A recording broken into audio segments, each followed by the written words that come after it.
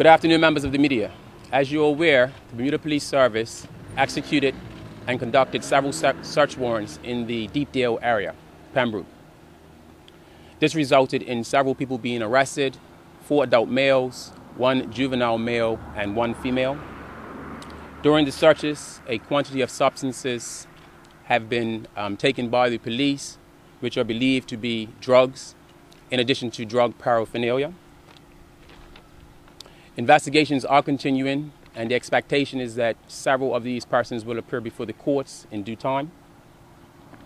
I'd like to take this opportunity to apologize for any inconvenience that might have been caused to the area residents.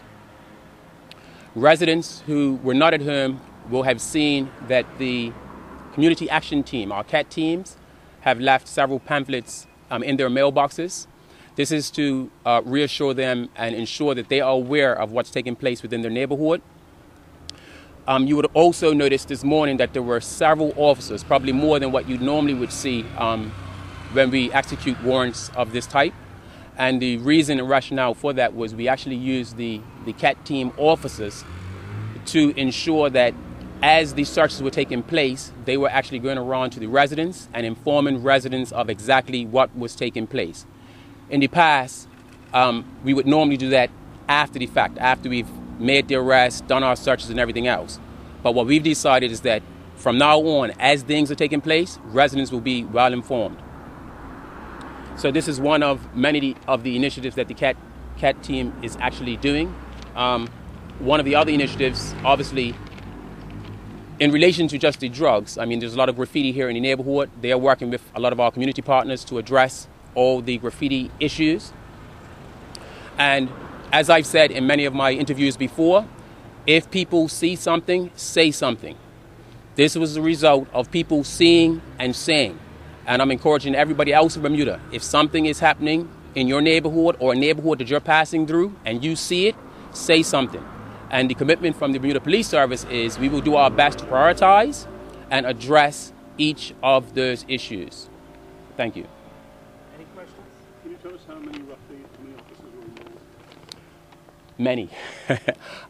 No, seriously, I think we had somewhere between 30 and 40 officers here. But remember, it wasn't just the Deepdale area. There are neighborhoods that are close by, so we wanted to ensure that every person that's around this general vicinity was aware of what was taking place. So part of the initiative was to ensure we had enough officers to have the pamphlets out, to knock on everybody's door and inform them, hey, just to let you know, there's a lot of police officers in your neighborhood, nothing to be overly concerned about. They're executing warrants in relation to drugs. Do they appreciate that? Oh, I think so, yes. The feedback is tremendous, and the intent is to continue that. Any of the officers armed? I don't recall any of the officers actually being armed, because this was actually a drug warrant. There's been a change in the way the police is going to approach situations of this nature going forward, starting today with the involvement of the CAT officers. Why did the police feel there was a need to implement that change? Well, not so much a change, Gary.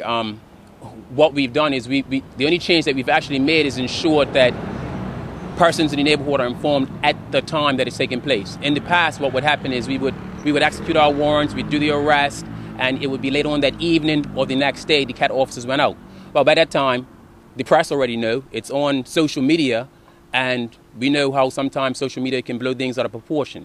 So we felt it's important that when we execute the warrants, from this day forward, persons will be informed at the exact same time. So you would know if we're in your neighborhood, you're going to get a knock, a police officer is going to be there, and he's going to just inform you, hey, just to let you know, this is what's happening in your neighborhood. Can you confirm or deny that Justice Smith was among those arrested this morning? Can't confirm or deny that.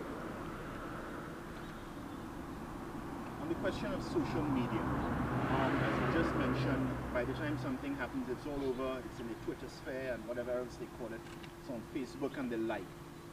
Does the Bermuda Police Service find that it's being hampered in terms of its investigation or in matters, situations like this one, social media to spread the word, so to speak? Yes, I think it is. It does. In some cases, it has helped, but in a lot of cases, it does hinder. My advice would be, until you hear from a police spokesman or a senior police officer or a police officer who's conducting the investigation, That's the fact. I wouldn't go by what social media actually says. Because if I went by social media, I wouldn't actually be a police officer. I think I'm a fire officer sometimes. So. Would you be able to say the nature of the items seized this morning, cocaine, heroin? Not at this time, Gary. Obviously, it hasn't been analyzed.